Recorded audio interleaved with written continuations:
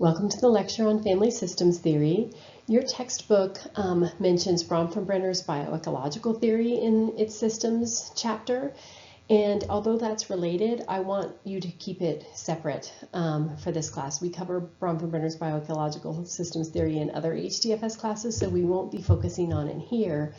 And so when you go looking for a theory article that uses one of these theories, you don't want to use one that's using Bronfenbrenner.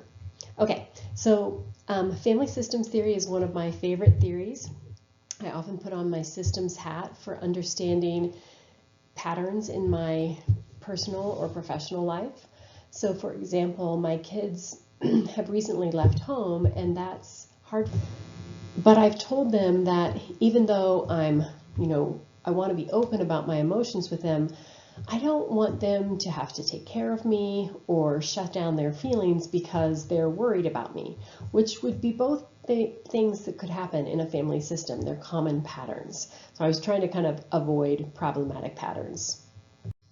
So where did family systems theory come from? It actually originated a few places, but from both the study of machines or cybernetics and also the study in biology in the study of general systems. Which was developed by Bertalanffy. You don't have to know these names or anything for exams. So in terms of the study of machines, Norbert Weiner and Gregory Bateson were interested in how machines might self-regulate, kind of keep a feedback loop going.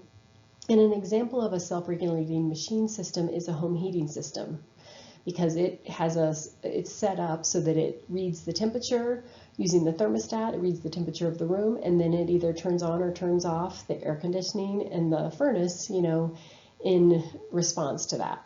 And so it's either giving itself feedback like, great, the temperature is what you want, it's 72, no changes are needed, or it's saying, oh, we need to actually turn back on or turn off in order to adjust the temperature. In each theory that we talk about, we'll cover the assumptions, which, as you may recall from the What is a Theory PowerPoint, are the basic kind of underlying beliefs of the theory that aren't always testable. And then we'll talk about concepts that can be we can turn them into variables and measure them in a research study. So here's a few of the underlying assumptions of family systems theory, which also do feed into the concepts as well. So one of the primary assumptions is of wholeness, and the idea that the whole is greater than the sum of its parts, which I believe originally came from Aristotle, and that we can only understand a person's thoughts, feelings, and behavior by understanding the system that they exist in, either their family system or their workplace system. And we have to be able to be looking at the interactions between people in that system, not just who's in the system. So I picked an improv clip to demonstrate wholeness from Whose Line Is It Anyway, because it shows us that improv is perfect at showing us it's not just, each individual actor plus Drew plus the audience. It's the interactions that happen and all that, right? It's how they feed off of each other that creates, something kind of funny or magical.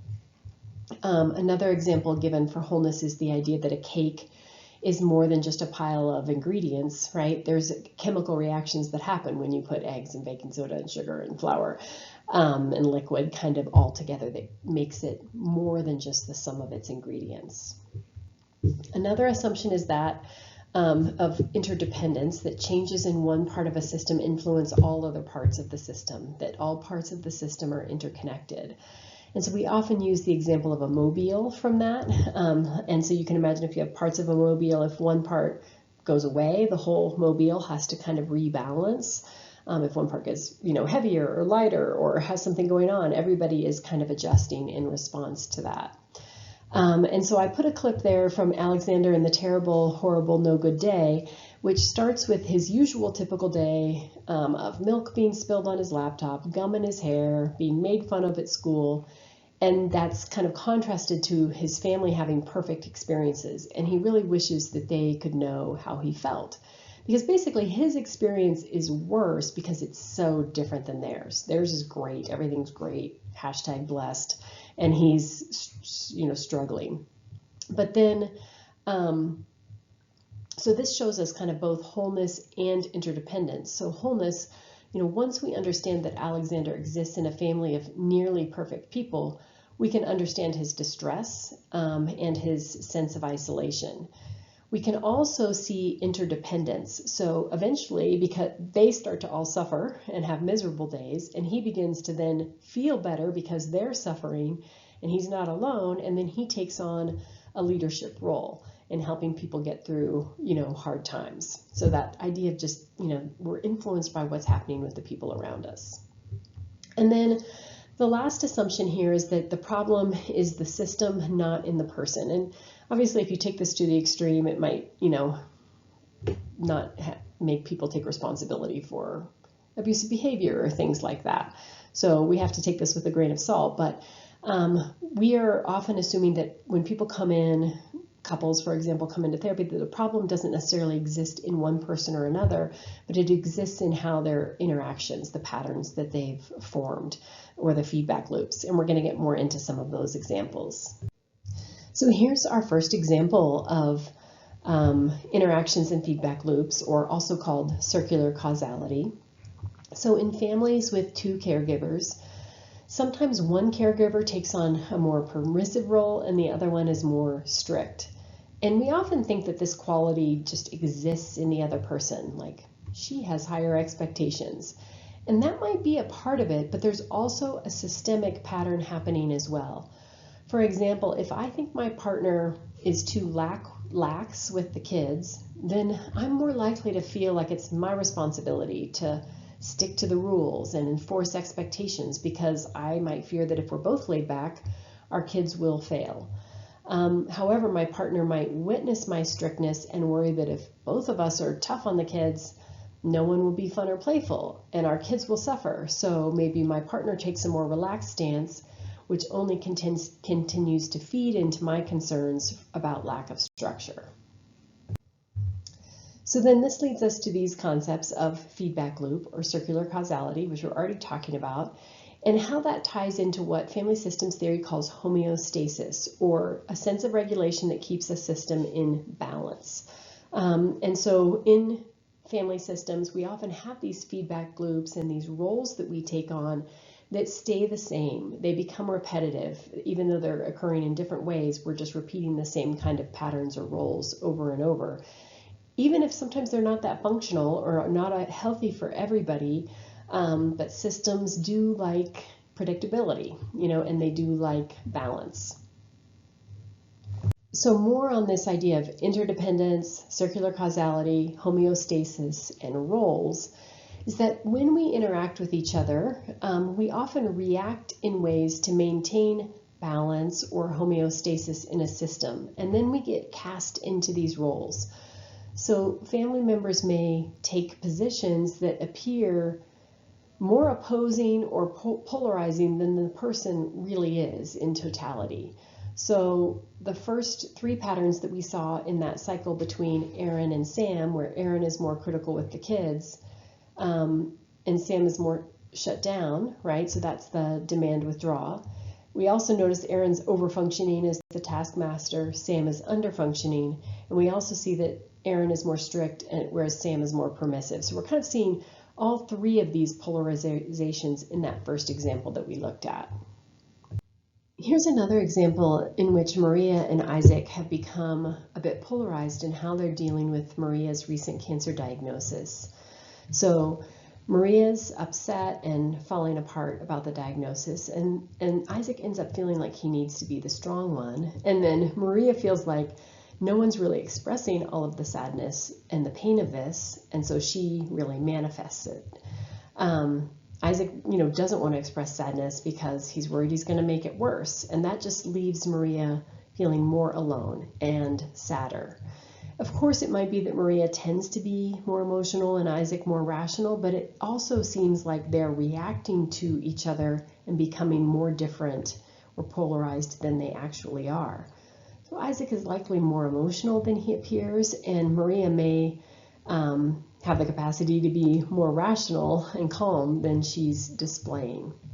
But a cycle seems to have a way of perpetuating itself and feeding off each other, even though objectively neither Maria or Isaac want this to be happening. And so if they came to family therapy, we would diagram this cycle to help them realize that the problem doesn't exist in Maria or Isaac, but in the interactions between them. And we'd help them think about how they can begin to break that cycle. So in the previous slide with Maria and Isaac, we see that when a family undergoes stress, sometimes some members take the role of expressing more emotion, while others take a more stoic stance. Although this can be a part of gender socialization or personality, there is often a systemic pattern occurring. So for example, let's say something stressful happens and I'm really upset and I'm emotionally breaking down.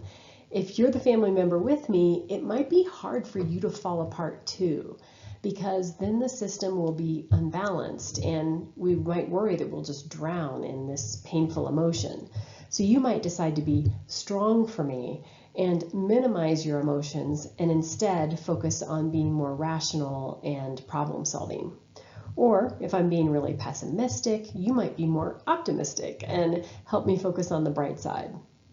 Although sometimes this can be helpful, it can also leave me, the one feeling weak, emotional, and pessimistic, and like there's something wrong with me, and that might just deepen my experience, and I might feel even worse. And you might, even though you're not conscious of this, you might sort of like for me to be the emotional, weak, pessimistic one, because then you get to feel strong, rational, and optimistic. My falling apart in our system might help you not to have to face your own difficult emotions, because I'm doing that enough for all of us. I noticed, for example, recently when I was dropping my daughter off at college, that when she was the most emotional, I was feeling less of my own angst because I was focused on kind of supporting her. So I really hope you'll begin to think about these patterns if you haven't already, and take this understanding of circular causality into your personal and professional lives, and to start to see patterns and think about your role and think about how you can shift your own behavior instead of just focusing on or complaining about other people's behavior, because we usually can't control that. But if we change our behavior in a system, then it will often shift the whole system. All right, so you can test yourself here on this. A key assumption of family systems theory is to focus on the blank within a family system. And the best answer here is interactions. Family systems is about interactions. Another couple of concepts in family systems theory are boundaries and also cohesion, which is associated with boundaries. So we talk about boundaries individually, right? Having boundaries and not violating other people's boundaries. And that's a similar idea for families. It's basically the boundary around yourself that regulates the flow of information from the surrounding environment. How open to influence are you, or is the family?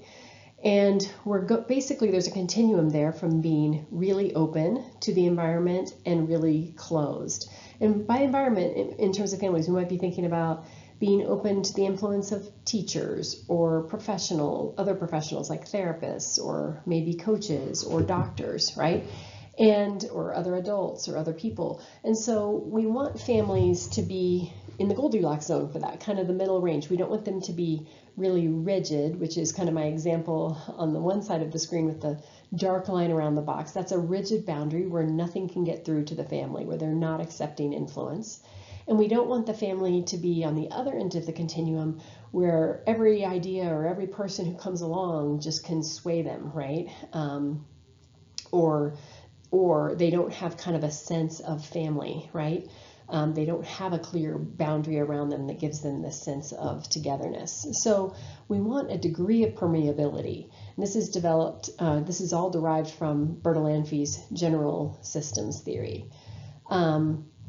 Cohesion we're going to go into more when we get to the circumplex model at the end of this lecture, but within the family we want the border to be kind of tight so that we have a sense of togetherness, but not so tight that we can't accept new family members, like maybe a new spouse or a new partner. Or on the other end, we don't want it to be so loose that we can't really rely on each other. So we're going for kind of that mid-range of cohesiveness. So like we've been talking about with feedback loops and circular causality and interdependence, kind of implying that we've got these roles that we begin to play in our family systems. And they start to kind of become ingrained, and parents begin to take on these different roles. So with my husband and my kids, I do play the role of the rule maker. And another one of my roles is, like my husband will say, I'm the emotional glue of the family.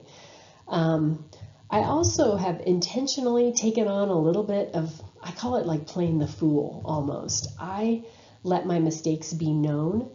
I tolerate my kids making fun of me because I feel like it helps them feel more normal and more likely to talk about hard things. So I'm basically using my own behavior to influence our patterns in the system. As a kid, you likely had your own role. Perhaps you were the good kid, or the shutdown kid, or the problem child, or the slacker, right? Or any combination of that. When my kids were younger, I tried to kind of help them become more aware of these roles and patterns. When we would take them on a hike, which they hated, and so we would play a game where we would all, the four of us, we would all take a different role. One person would be the complainer. They would say, it's so hot. And then another person would be the problem solver. They would say, there's a shady tree up there and we can take a break and have a snack. And another person would be the bright sider. And they would say, it could be worse. It could be raining.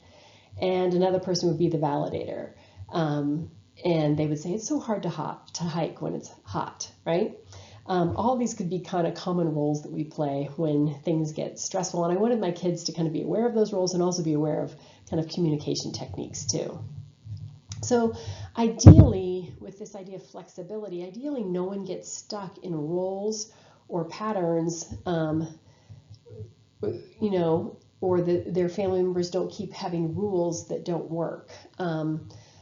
We want to be flexible. We want to be healthy for everybody. So, at some point I realized that really my kids were too old for me to be policing their exercise, their screen time, and their bedtime, and so I had to kind of change my role and some of our rules. So a little bit about rules, more about rules. They can be implicit or explicit. So they can be the explicit, more obvious rules about chores and bedtime and screen time, but they can be less obvious rules about how to behave, which are often dictated by our roles. So, or they can go hand in hand. So my dad was the oldest of 4 boys, and he was told, that you need to set a good example for your brothers. So his role was that he was a role model for everybody else, and the rule was, set a good example. So these can be healthy or neutral kind of rules, or maybe they're less healthy. It's things like, answer the door if mom's drunk, don't have her do it. So hopefully you're beginning to think of examples from your own life or others that you know about kind of rules, and roles. Okay, I hope that you'll pause and listen to this 5-minute clip from Brene Brown's podcast and her interview with Esther Perel. If the link doesn't work here, it should work on the module overview page. So Esther Perel does operate from a family systems perspective. And what you'll hear in this clip is she's basically saying that people come in with a disagreement that's either or, basically more polarized, or she calls it paradox, and she's trying to get them to shift those polarized positions or roles to be more flexible so that, I think what she's implying is that they then can change the feedback loop and their current homeostasis can shift to a different pattern. Continuing with our concepts, in family systems theory, subsystems are parts of a system that can be analyzed separately. And we can also look at how one subsystem might influence other parts of the system. So for example, we could look at the couple subsystem and how conflict in the couple subsystem would affect the rest of the system, or similarly, what's happening in the sibling subsystem and how that affects the rest of the system. Or one parent and one child is a subsystem and what's happening there, and how's that influencing everybody else. Also, ideally, there are some boundaries between the parenting subsystem and the child subsystem, and we'd like to, if we have more than one parent, have a strong parental subsystem. If there's a weak parental subsystem or conflict between the parents, then we might be more likely to see a child acting out in response to that inconsistency or that tension. In my family, we have talked openly about how in our dinner table arguments, my husband usually takes my daughter's side and they become their subsystem because he's worried about her as the littlest. And then my son and I kind of align in response and we become another subsystem that's interacting within this larger system.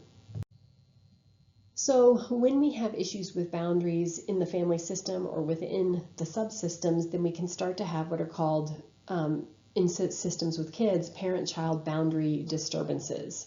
It can also be called boundary problems, boundary dissolution. So this could be with two parents, this could be with separated parents, this could be with a single parent. And here's some clues that we might have some boundary disturbances going on.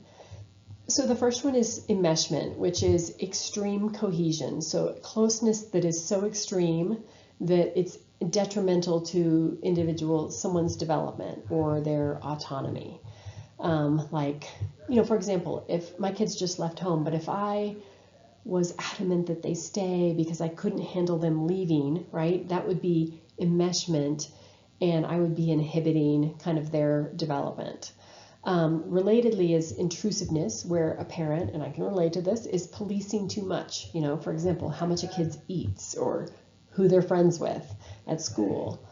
Parentification emerges when a child gets bumped from the child subsystem up to the parenting subsystem. And so that's a shift in boundaries.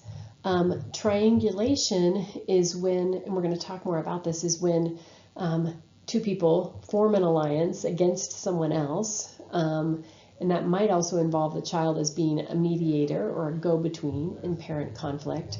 Or it might involve scapegoating, making a parent or a kid kind of out to be the problem and everybody else joins against them. And I'll say more about this on the next slide. Okay, so sometimes in a family system, there's not enough hierarchical boundaries between the parents and the children, and then the child is drawn into the parental subsystem. Parentification is pretty common in family systems. It can happen, for example, when a parent or parents are overwhelmed or chronically ill or stressed or disengaged or using substances. And what research has found is that being parentified can have both positive and negative effects. So it has some small negative effects on adolescents and young adults in terms of higher risk of depression, anxiety, caretaking, and a kind of a dampening identity exploration. But it's also correlated with increased empathy, social responsibility, flexibility, independence, and capacity for intimacy in close relationships. And it could be on a continuum, right? They're more positive if the parentification is kind of more moderate, or it's more time limited, or maybe it's just more normative for the culture or the community, right? For an older sibling to be kind of taking on that role. Then it's maybe less likely to have so many negative effects. Triangulation is when we complain or vent to somebody else, or in order to diffuse the tension in another relationship, or we decide to kind of team up against another person. Kids are often triangulated when parents are separating or divorcing. And so, for example, feeling caught in the middle. This, the research says on kind of emerging adults, is that has more negative effects. People tend to have less confidence in their ability to have relationships, and they have kind of higher relationship stress and anxiety and depression. Here's the classic triangulation example in a two-parent heterosexual family where the dad and the mom are in conflict, and the dad really can't resist the urge to complain to his son rather than keeping the conflict between he and his wife. I had a recent conversation with a friend of mine who had a falling out with his adult brother, and he asked me how much should he talk to his adult sister about it. and get her help with the situation. I really encouraged him to keep the conflict with his brother out of his relationship with his sister, to just focus on strengthening his relationship with her, but not kind of roping her into his conflict, because he's just at risk of either triangulating her or she could align with her brother against him. When I ask this question in face-to-face classes, I hear that a lot of students, the majority of students, have experienced some form of either parentification or triangulation or both. And so I just encourage you to reflect on what examples are coming to mind for you, either in your own family or other people you know or the media. Just some quotes or memes to help us get this idea of triangulation and the related ideas of scapegoating or black sheep. So again, we want to rope people in to kind of make ourselves feel better. I had a colleague who used to say, when we were talking about other people at work, let's hate her. Right? Like, let's come together and hate her. That's triangulation, even though it can be fun. Black sheep is a form of triangulation. A family basically deals with conflict by making one person the black sheep or the scapegoat so that they get to feel better about themselves. And by the way, the term black sheep comes from the fact that the wool of black sheep cannot be dyed any color, and thus black sheeps are less valuable. I see this in families, but I also see it in school classrooms where teachers and kids make one kid out to be the problem. This helps them kind of maintain homeostasis, but these are also circular patterns where we all treat this one kid as the problem that becomes eventually a self-fulfilling prophecy. Like, we behave better because we're not a bad kid like him, and then he feels more like a bad kid, or she, and then they behave worse, and it just keeps going. So a spin-off of family systems theory is Bowen family systems theory, which is a therapeutic approach. And one of Bowen's key concepts is this fascinating idea of differentiation of self. And my mom was trained as a Bowen therapist, and so she's really good at differentiation of self. It's basically about being able to stay more calm or less emotionally reactive when you're in an anxious system, balancing your thoughts with your emotions, and being able to maintain your emotional connection to the people in the system while understanding that they're separate from you. So you're able to respect that it's okay that they might have different experiences, and that's not totally sending you into a reactive state. So I'd encourage you to take a few minutes and listen to just these 3 minutes of this podcast on Bowen's differentiation of self. When I was listening to it, I really thought about times in recent arguments that I did not show this. So we recently did an addition on our house, and numerous times my husband was really stressed about money, where the bids were coming in higher, everything was going to get more expensive. And, he would be like, we can't do it. We're going to have to stop or whatever. And so one time he was freaking out, and I wasn't sure how to respond, but I didn't want him to feel alone in it. I didn't want to polarize him either. So I was like, okay, I'll just join him. I'll just be like despondent. This is terrible.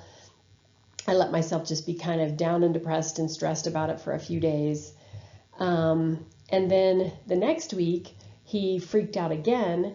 And I just said, I went the other way. I said, I can't do this with you again. You've got to stop. And so in hindsight, it would have been better if I had been able to stay in the middle and really listen to his stress and validate him while allowing him to be different than me, because I didn't actually feel that way. I didn't actually think we needed to stop everything. I didn't feel totally despondent. And so how could I have been in the presence of his anxiety, essentially, about money without fusing with him or just disengaging and shutting him down? Easier said than done. Brene Brown shared this example of empathy that she got from her pediatrician husband, and I think it can apply to, it relates to differentiation of self, essentially.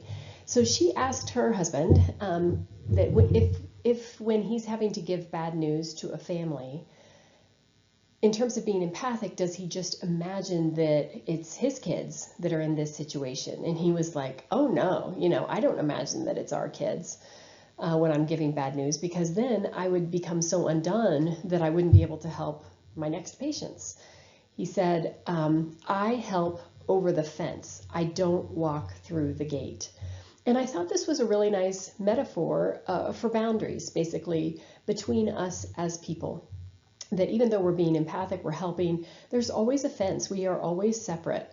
And taking the metaphor a little bit further, the fence is higher in professional situations, and the fence might be lower when the person is close to us. And if there are a 2-year-old, maybe it's just a foot off the ground, but there's still a boundary there, right? There's still some separation between us and them, and we have to kind of hold that. Because differentiation of self is such a difficult concept to wrap your mind around, I pulled some sample items from the differentiation of self inventory short form. So this is a scale used in research studies. And you can read through those items there. If you see a little R next to it, that means that that item is reverse scored. So if you answer strongly agree to that, like on the highest numbers, that would be not an indication of differentiation of self. Lower numbers on the reverse scored ones would be more of an indication. I'd encourage you to think about, how realistic you think this concept is of differentiation of self. Some people criticized Bowen for basically valuing intellect over emotion in this concept, and suggesting that it's really about disowning emotion, which I can see, but I also disagree with. I would say in my close relationships, my knee-jerk reaction is not always from a differentiation of self place, but I can remind myself of it and circle back to it as the conversation progresses. According to Bowen, differentiation of self is the mechanism by which we create change in a system. So we basically take a gentle but firm stand and we hold on to it despite the anxious reactions of others. And then this will change the feedback loop. So when one person in a system becomes more differentiated, it changes the interactions, and it also increases the likelihood of differentiation for self for others in the system. So I'm going to give you a made-up example, but let's say I've been in a pattern of triangulation in my family. Let's say my daughter and I have joined as being the competent ones, and we've scapegoated my son as being incompetent.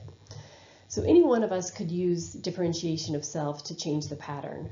But if I did it, the next time my daughter made a snide comment about my son being a slacker, I could say, you know what, let's not put him in that box. I could also note, I could say, I know we've been doing that, but I really think we shouldn't do that to him, I could also notice if I've been over-functioning for my son and really not giving him the opportunity to do things for himself and begin to change that. I could keep gently inviting him to competence and expect him to be competent.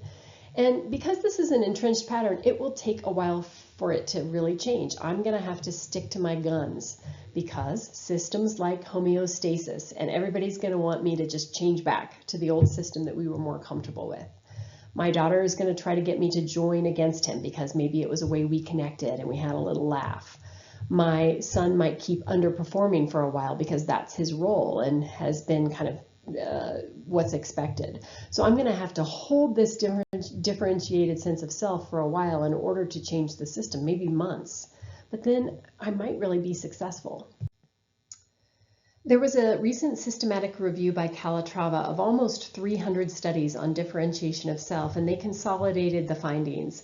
And across all these studies, the evidence shows that, in general, people who have higher differentiation of self also do a better job managing emotional arousal, score higher on measures of interpersonal competence, physical health, and psychological health, are more competent as parents, report higher relationship satisfaction, and stronger intergenerational relationships. And this is basically about passing down healthy versus unhealthy patterns. So less likely to be passing down patterns of triangulation, scapegoating, favoritism.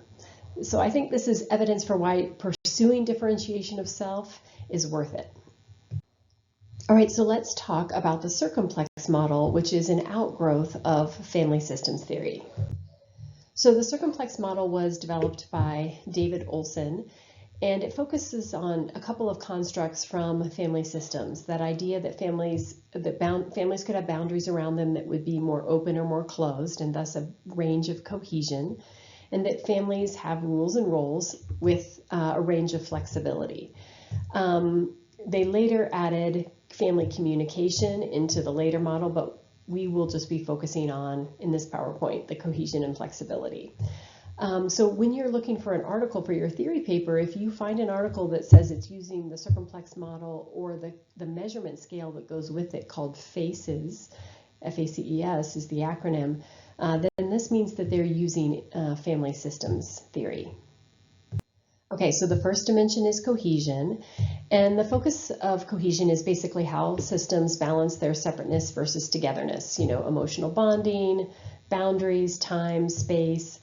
A disengaged family, as you can see, there's 5 levels. So the disengaged is on more of an extreme, has more emotional separateness. There's little involvement between family members and more of a focus on separateness and independence. People do their own thing. They're kind of like ships passing in the night, and they're not turning to each other for support or problem solving. On the other extreme is an enmeshed family where there's a lot of emotional closeness and loyalty is demanded. Individuals are dependent upon each other, reactive to each other. There's a lack of personal separateness and private space. And the energy of the family is more focused inside the family, and there's less tolerance for outsiders. So My Big Fat Greek Wedding is the classic example of that. As you can see, there's 3 levels in the middle, which are considered more balanced. So families can be, a little less connected, a little more connected, and still be considered healthy and functional. It's just more at the extremes where we'll see research data showing, for example, that kids have poor behavioral outcomes.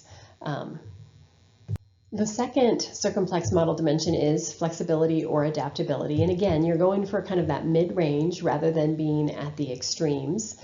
And so flexibility and adaptability includes sub-concepts like leadership, the amount of control or discipline, negotiation styles, roles, relationship rules. And the focus of flexibility is basically how systems maintain stability and also allow themselves to change. So very high levels of flexibility and very low levels of flexibility tend to be problematic. Basically, if you have too much flexibility, then you don't have enough leadership and structure. If you have, not enough flexibility, then you have like a dictatorship. So we are going for kind of in the middle, and research again says that kind of has, for example, the best outcomes for children. Okay, so here's some sample items from the FACES scale to give you a better sense of cohesion and flexibility. And you could imagine when I look at some of these cohesion items, if you were answering like strongly agree on every single cohesion item, that might be, might be too much. But when I look at the flexibility items, answering strongly agree might not be as problematic. So I'm not exactly sure how the FACES scale is scored, but these give us a sense of what they mean by flexibility and cohesion. And then this picture just shows flexibility on one dimension and cohesion on the other, and how they overlap, because you can be extreme on both dimensions. So the red boxes are families that are extreme on both. The gray boxes are families that are extreme on one dimension but not the other. And then the green boxes are families that are in the mid-range for both dimensions. I've got a few quick slides translating family systems to intervention so that you have a sense of how you might use this professionally. So if you're working with a family and you're coming from a systems perspective, you want to be thinking, right, how is each family member's behavior fitting into the pattern? What's the function? And how does each person kind of shape the interactions? So you're looking for those examples of polarization, strong, weak, strict, permissive. You're looking for people who might be in specific roles, the scapegoat, the clown, the taskmaster. And you're looking to also see not just what they're saying, but what's the pattern of interactions, what's the process. So you're looking for who's speaking, who's agreeing, who's disagreeing. So you're looking for kind of those coalitions or the conflict. You're also looking to see, is there a kind of a common pattern? Are there any triangles? Is anyone being scapegoated? A lot of times people will come to therapy with one person as what's called the identified patient. We've decided that they're the problem, basically the scapegoat. When in actuality, it might be tension in other parts of the system that this person, often a kid, is just manifesting. Using the circumplex model, you're also just trying to think, how open is the family to intervention or input? Is that something that we need to make some changes in? How flexible or adaptable are they with rules and roles? Do we need to make any shifts there?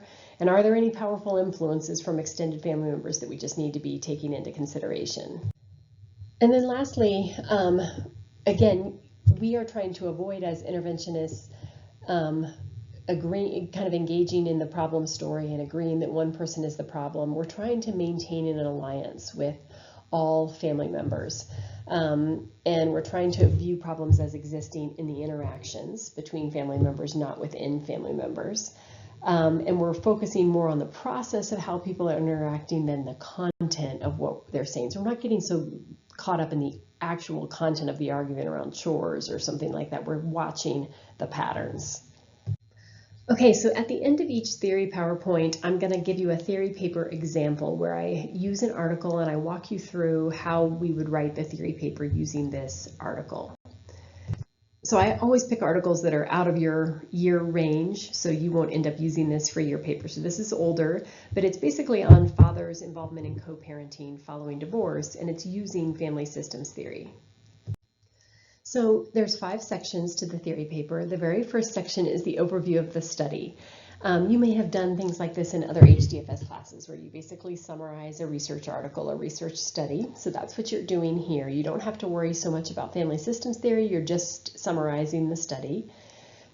So you summarize what their hypotheses were, and then in this case, it was that the father's parental role identity would be positively associated with co-parental interaction. So basically, the more strongly they adhered to a parental identity, the more likely they would be involved as non-custodial fathers following a divorce.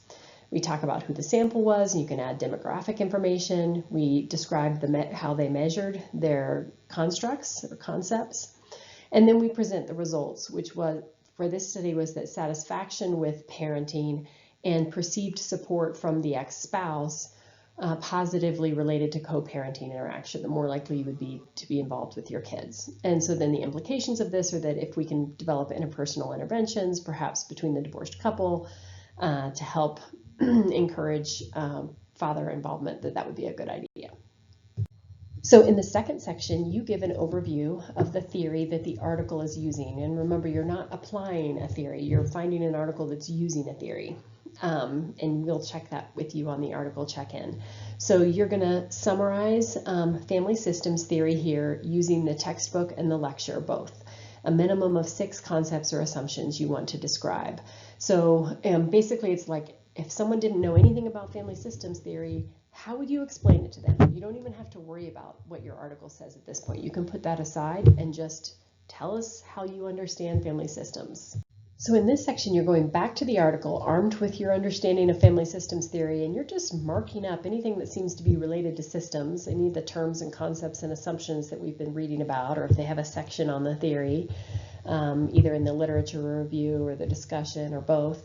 And then you're just summarizing that here for us. You know, the authors explicitly mentioned family systems theory in the literature review, and more specifically, they talked about the concepts of rules and roles. And then they didn't explicitly identify these theoretical assumptions, but it seems to me, based on how I understand systems theory, that they're saying that there's implicit and explicit rules that exist in families that define kind of roles and interactions. And when these rules are established, family members know their roles and the associated tasks. Some other ideas of family systems that seem to be present in this article: that during transitions like divorce, the family system has changed, and so the rules are changing. If there's not clear rules, then maybe the roles are also unclear. And if the roles are unclear, then non-custodial fathers will be less involved in the daily tasks of parenting. So the fourth section is the toughest. because you're now evaluating how well they used the theory. So you reported in the third section how they used it, and now you're telling us what you think. You're basically using your understanding of family systems theory, like you wrote about it in section 2, and using that to evaluate, what did they do well, what did they miss? So maybe I talk about how they clearly used family systems theory in terms of rules and roles, how they introduced it well, how they explicitly tied it into their findings, and that the more successful role organization is following divorce, the more involved fathers would be. Maybe I talk more about how, they had this idea of how mothers influence fathers, and mothers can even be gatekeepers, and they alluded to it being systemic, but they could have gone further and maybe talking about how that fed into feedback loops, for example. In the application of another family theory, we ask you to take one of the other 6 theories that we study and apply it to this same research findings or the same research study. So if, for example, the researchers hadn't been using family systems, if they'd been using feminist theory, how would they have interpreted the findings that they got? So maybe I would talk about what gender roles are and how that could have been applied to the findings of this study. Or I also need to talk about what I might hypothesize from a feminist perspective on this same topic. So I might say, drawing from the proposition that gender structures are experiences, I would hypothesize that it is fathers' gender identities and beliefs about mother and father roles that predict their involvement with their kids post-divorce. So for example, the more fathers believe that it's mothers who are responsible for child rearing and that they're more peripheral, the less likely they are to be involved in co-parenting following a divorce.